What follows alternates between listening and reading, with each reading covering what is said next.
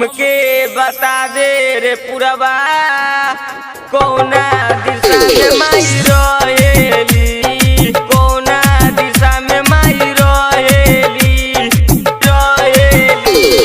हमके बता दे रे पुरवा कौना दिशा में माई रहेली, कौना दिशा में माई रहेली।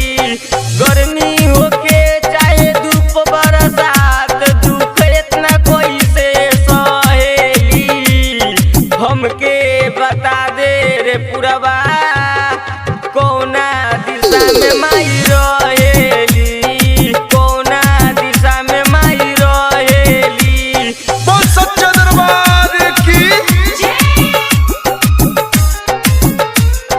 कौना दिशा में माई रहेली,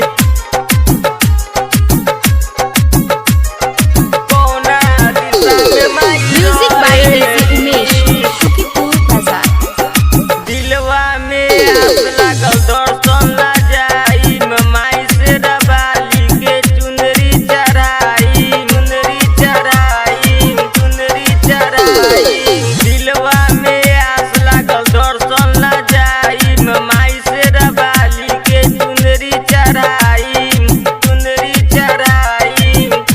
हमरा से भइल कौन गलती काहे न एक बार कहेली।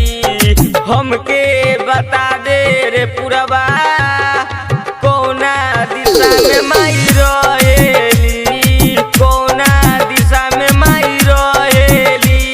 बोला बोला दुर्गा मैया की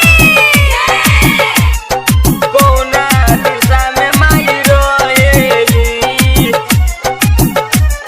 कौना दिशा म्यूजिक में बाय माई उमेश रहेली। सुखीपुर बाजार। बेटावा से दूर अपना बारी माई दुलरी लेके बहुआत बानी हम लाल चुनरी, हम लाल चुनरी, हम लाल चुनरी। बेटावा से दूर अपना बारी माई दुलरी लेके बहुआत बानी हम लाल चुनरी, हम लाल चुनरी। धर्मेंद्र दर कनरेटर सोनिल मुनिम जी से न कमी बेसी कहेली।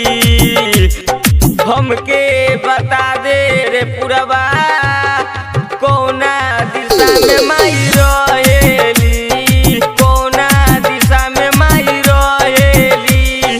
गर्मी होके चाहे धूप बरसात दुख इतना कोई से सहेली।